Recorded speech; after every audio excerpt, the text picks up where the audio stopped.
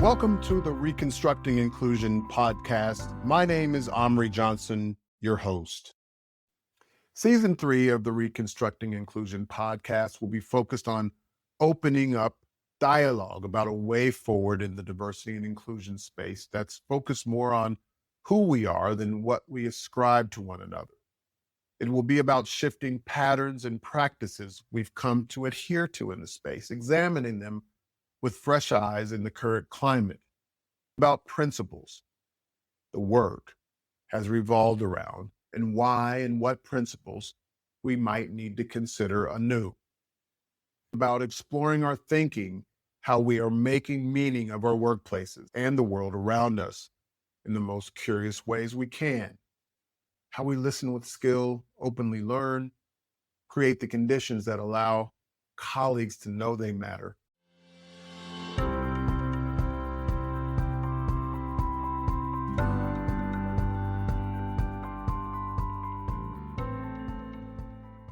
Welcome to the Reconstructing Inclusion podcast. This is Amri Johnson, your host.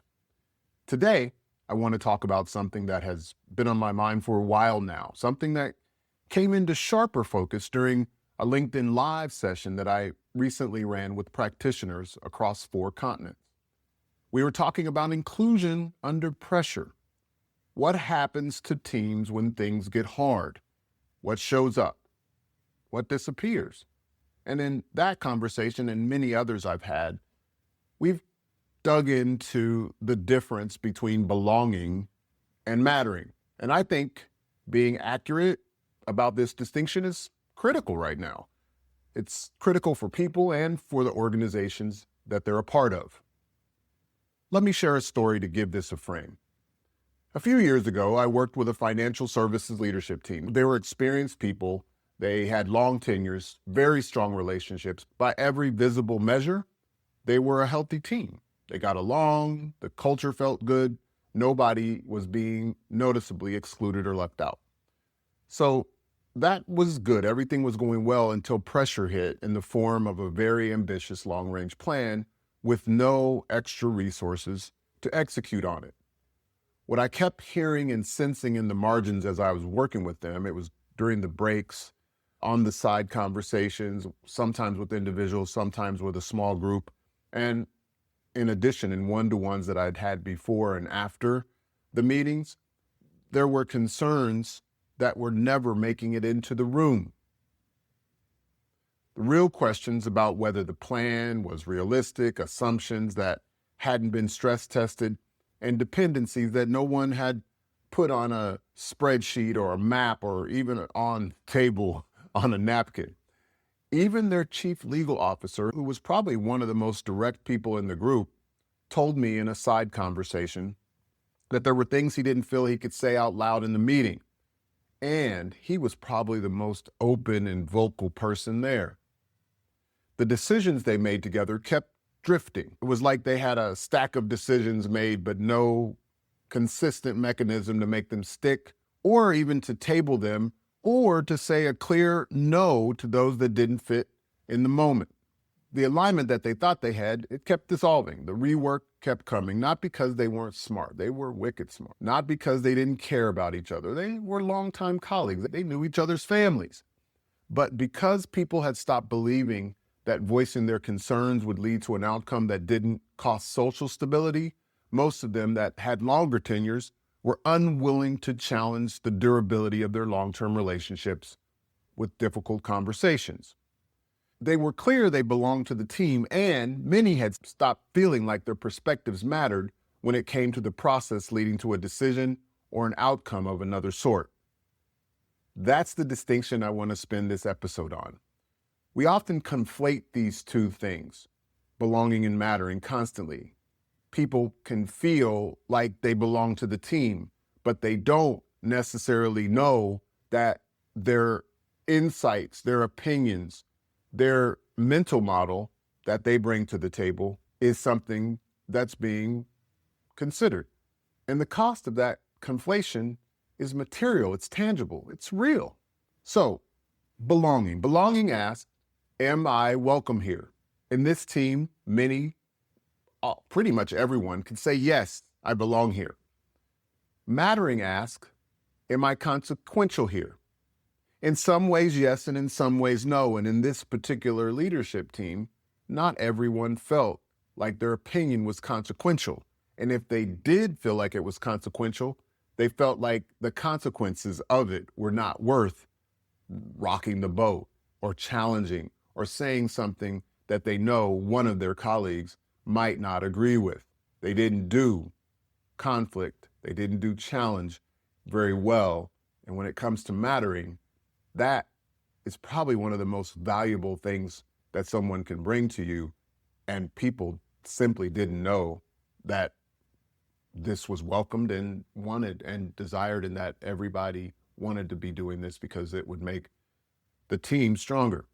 So belonging asks, am I welcome here? Mattering asks, am I consequential here? You could answer yes to the first, but not to the second, as I just gave an example of. And when that happens, something dims inside of people that it's very hard to recover without intentional effort. Zach Mercurio, who has done some of the most accessible and rigorous work on mattering in organizational settings, uses what he calls the indispensability test. Belonging is being picked for the team. Mattering is feeling that the team would be genuinely incomplete without you, with you specifically. That your way of thinking, your particular expertise, your presence in the room, these things are vital to what the team is trying to do. Most people, if they sit with that question honestly, they're not sure they would pass, at least not where they sit right now at work. And that uncertainty is doing damage.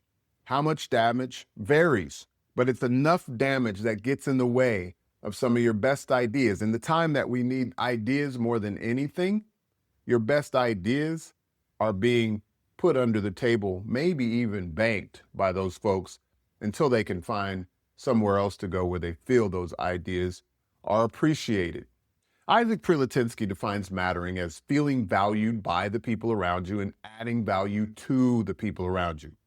That two-part definition is critical. It's everything. It goes beyond simply being appreciated to clarity about contributing something that people actually receive, something outcome changing, something that would be missed if you weren't around. What gets underestimated, as Mercurio points out, is that we are born needing to matter. We talk about belonging a lot. Mattering is just as material, and in my opinion, it's more so.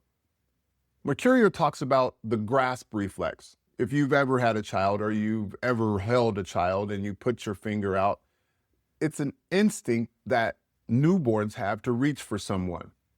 None of us would have survived infancy if we had not mattered enough to someone else to keep us alive. Mattering, beyond a soft idea, is a survival instinct. It doesn't go away when we grow up and join organizations. It just gets suppressed, especially when the environment doesn't meet it. Gordon Flett's research makes this even more concrete. Low mattering, as he describes, is not just a morale problem. It's not a morale problem or an engagement issue. It produces what researchers call allostatic load, the physical toll that chronic stress places on the body. We're all talking about stress and well-being. It's there. One of the most consistent drivers of that load is the sustained feeling of being invisible or insignificant. People who consistently feel like their presence does not register carry that weight in their bodies over time. And this might be the highest stake this particular conversation. This is not about warm and fuzzies. If you know me, I am not the warm and fuzzy inclusion guy. My commitment is to and about organizational health, human health, and whether the conditions we create for people are the ones they can actually thrive in. That goes back to my training as an epidemiologist and has extended to my years of working with and inside of organizations. In fact, when I was an epidemiologist, I got interested in organizational health because I saw how critical it was to serving the public's health. I was not a good manager. I had to learn when the organizational health, when the health of my team got better, our ability to impact the public's health got better. It wasn't just me. We all got better. We did this together, but I was very sure about that, and thus where I am today. Now, let me tell you about the kitchen faucet. This is Zach Mercurio's idea. He shares this story. A 5-year-old boy told his mother he didn't feel as loved as his brothers. When she asked why, he said, "When my brothers talk to you, you turn off the kitchen faucet to listen. When I talk, the water keeps running." Now, of course, he probably only saw instances of when his mother would turn off the kitchen faucet. It didn't matter to him. That's what he saw, and that's what he started looking for. Because that's what people do when they feel like they don't matter. That's what people do when they feel like they aren't getting what they need. They look for the things to reinforce that problem. We all have done unconscious bias training. Confirmation bias is really difficult to shake. You start looking for the stuff, even if you don't really want that stuff. Now, when he told her why and that she kept the water running, let's think about how much of organizational life is like the running faucet. The meeting where someone speaks and the conversation moves on like the water flow is drowning out voice without acknowledgement of what someone said. Feedback that is general when specificity is needed, and the recognition that says, "Great job," without naming anything that's changed. Nobody intends this. Most leaders I work with generally genuinely care about their people, but anti-mattering, which is what Flett calls the accumulated experience of feeling invisible or insignificant, is rarely the result of one dramatic moment. It builds slowly. And by the time it shows up as silence or people going adrift or disengagement, the faucet has been running for a long time. That financial services team that I mentioned at the start, that is what was happening. Not cruelty, not exclusion, just a lot of running faucets. A lot of moments where the truth someone was holding didn't feel worth the risk of sharing. And so it stayed in the margins, in the breaks, in the side conversations with me, and wasn't making it into the room where it could have changed something. We got to that point, but at the time, it wasn't happening. It took a year, multiple sessions, and things built in so that they could make sure that people knew that their voice was critical. They developed what I would call a mattering habit over time. Even before I was even directly talking about mattering, the things around it that they began to install and to make norms and to ritualize, those things are the things that carried them through to today. Mercurio identifies 3 things that create mattering in practice. This is the noticed, affirmed, and needed framework that Mercurio puts out. If you look him up, that's the one that you'll see. So the first is noticing. This is not just knowing someone is present, but it's actually seeing them. Seeing looks like remembering that they mentioned something in a previous meeting, maybe just last week. Knowing that they flagged a risk in that last meeting, that they took a risk by flagging a risk that many people more senior than them didn't see. Noticing is the evidence that someone was on your mind when they were not in the room, which consequently creates trust. And I talk about that in one of my frameworks from my book, Reconstructing Inclusion, in the cost model. Trust is not just that people know your interests, know you, notice you. It's also that when you're not around, they're representing your interest because they've noticed. Now, the second part of Mercurio's framework is affirming. This means seeing how a person's specific gifts made a specific difference. That is clear, a clear named consequence of a person's actions, insight, and inquiries. The third part of his framework is neededness, the felt sense that others depend on you and that your absence would be a genuine loss. People would miss you if you weren't there. To be noticed, to be affirmed, to be needed. All 3 of these things have to be present for mattering to fully take root. Now let's connect mattering to the 2 frameworks that often worked in the past with inclusion, and a lot of people have come to see as an integral part of the inclusion conversation, including myself. I don't talk specifically about emotional intelligence, but I talk heavily about cultural intelligence, but the elements of emotional intelligence I talk about a lot. So emotional and cultural intelligence are a part of a lot of organizations mix, whether it's leadership, whether it's inclusion, whether it's just general organizational health, emotional intelligence and cultural intelligence. I go here because of my familiarity with them and usage of them, because I think mattering is where both of those become the most useful, and also show where their limits are if we don't go far enough with them. So I'll start with Daniel Goleman and his emotional intelligence, or EQ framework. It gives us self-awareness, self-regulation, empathy, motivation, and social skills. Through the lens of mattering, EQ is the internal infrastructure that makes mattering possible. What do I mean by that? You can't accurately assess personal contribution, your own contribution, without self-awareness. You can't receive honest feedback without self-regulation. Otherwise, you just react to it. You don't fully process it. You don't do the metacognitive skills that's also a part of CQ that allow you to understand you're thinking about what kind of feedback you're getting, okay?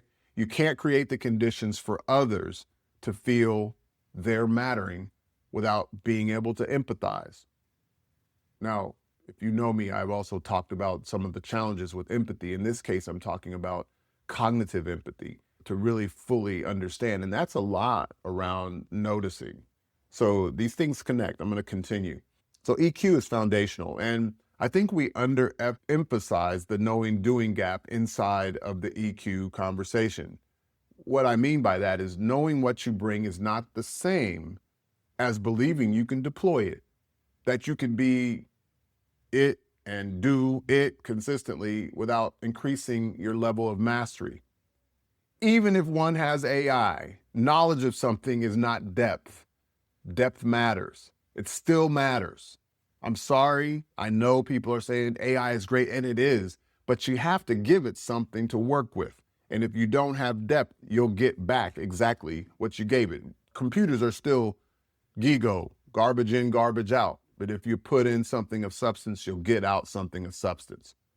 Let me get back to what I was trying to say. So there's a gap. That gap between awareness and action is where self-efficacy lives. And it's a real and significant gap. I've worked with highly self-aware people who couldn't articulate their strengths clearly and consistently held back in high-stakes rooms. They just went silent. Not because they lacked insight, but because they had stopped trusting that their contribution would change anything. The awareness was intact, the agency was not. Albert Bandura's work on self-efficacy showed us that when people stop believing their actions lead to outcomes, they stopped acting. It doesn't mean they are disengaged. It's a result of accumulated internal evidence that they have telling them it's just not worth it. I just don't feel at this point that what I say matters. And in this moment, with so much uncertainty about what AI changes and what it does not, many people are revising that internal evidence downward. They're not looking at it as possibility. They're looking at it as risk. They're looking at it as threat. They're asking whether their expertise still counts, whether their judgment is still needed, whether there is a version of this particular work that they do that doesn't include them. Those are real, tangible things that people are thinking about every day. To me, that's a self-efficacy crisis running underneath what looks on the surface, potentially, like a culture or engagement problem. CQ, or cultural intelligence, in the Soon Ong, Lynn Van Dyne, and David Livermore frameworks, adds something essential that EQ alone doesn't address. Your emotional attunement and your relational skills have to travel. What reads as empathy in one cultural context can land as intrusive or even patronizing in another. What counts as strong, direct communication inside one organizational subculture might read as abrasive somewhere else. I've done that. And even in the United States, the way I approached a problem and some of my clients, they didn't do it lightly. And sometimes I was trying to make sure I tiptoed and waded into the waters. They wanted it straight ahead. And I'm good at that. But you got to feel it out first, because culture isn't just natural. It's lots of different contexts. It could be right in the country that you know best, walk into a place where the context is different. Even going into a different team, there's a subculture or a subcontext of the entirety of the organization that might exist there that we have to constantly adjust to. So cultural intelligence is allowing your way of being to travel. This accounts for mattering specifically because if your way of noticing, affirming, and creating neededness does not translate across cultural contexts, your mattering is brittle. Your value is on shaky ground. It only works where the ground already knows how to read you and you know how to read the ground. CQ is what makes mattering portable. It allows you to create the conditions for others to feel significant across difference, not just within the familiar. So here's the chain that I'm working with on this, and I'm working with it as I speak on it. So I need your feedback as to how this lands with you. So if you haven't subscribed to our podcast, if you haven't subscribed to our Substack, do so and help me work through this. Now, this is the chain. EQ, emotional intelligence, helps you know your value, which includes self-efficacy, which gives you the agency to bring it into the room. So that's EQ. Know your value of emotional intelligence, self-efficacy, it gives you agency to bring it into the room. CQ, cultural intelligence, helps you carry it across difference and deliver it in a form that people can actually receive. At whatever context that you're entering into, that's what cultural intelligence allows you to do. It allows you to carry mattering across difference and deliver it in a form that people can actually receive. Now, mattering is the confirmation that it landed. Let me go through this again because I'm going to make sure that I'm clear here. Like I said, I'm working through this. Emotional intelligence helps you know your value, and this includes self-efficacy. And it gives you the agency to bring who you are and what you bring, what value you bring into the room. Cultural intelligence helps you carry it across the differences and similarity in their respective tension and complexity, how I define diversity.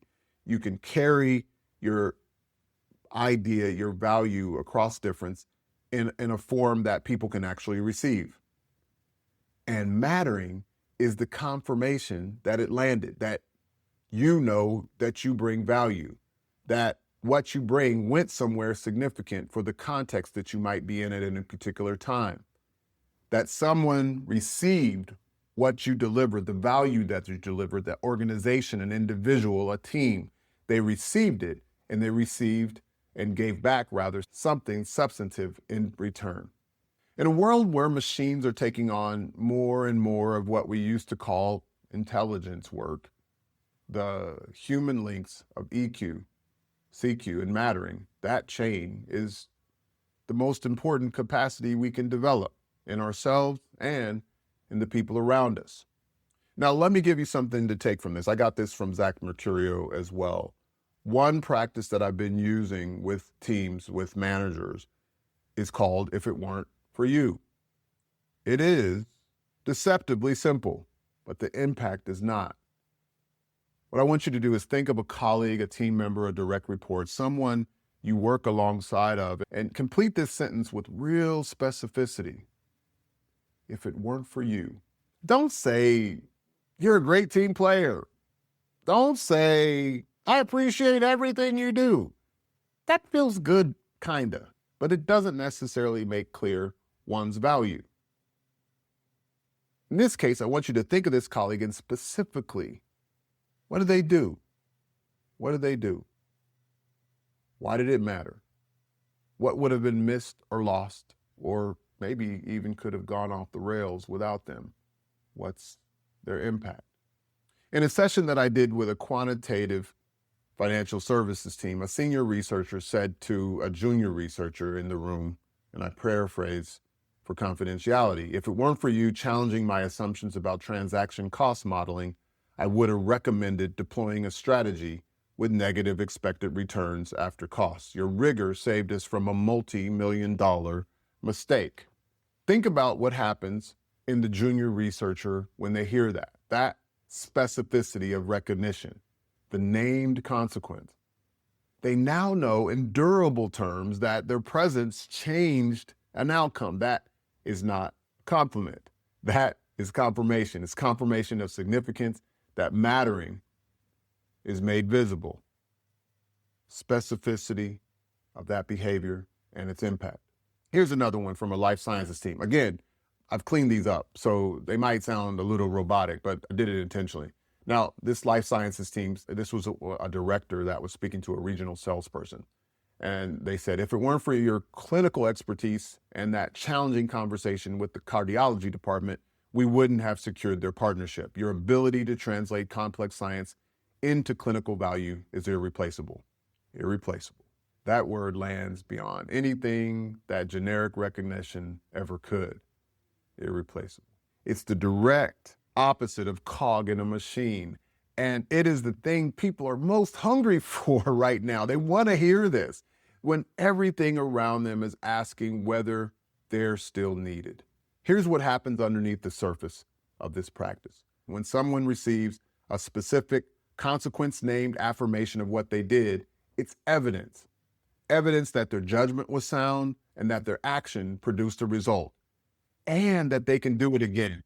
In a way, that's self-efficacy being rebuilt through a single sentence. It's agency being handed back to someone who may have quietly stopped trusting their own. Over time, when people accumulate that kind of evidence about themselves, the protective behavior starts to loosen.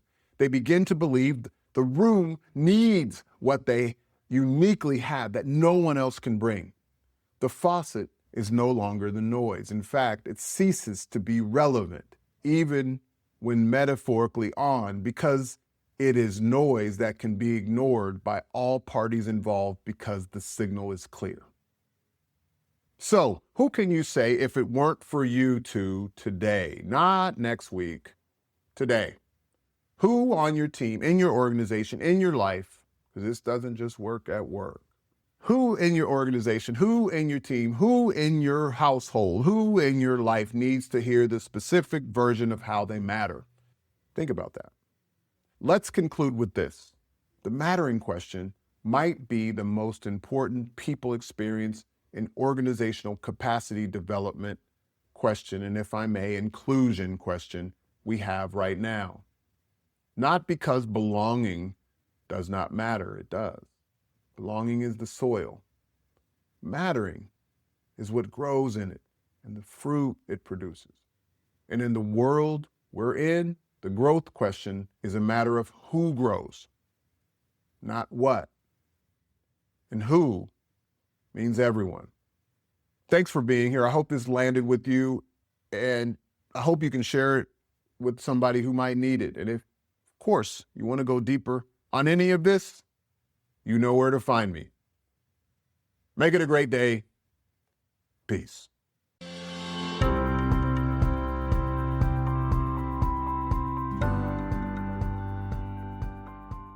If you are committed or simply a little bit curious about how to make DEI accessible to everyone, actionable, that is, unambiguously prioritized and sustainable, aligned with personal and organizational purpose, hit the subscribe button. Make it a great day. Peace.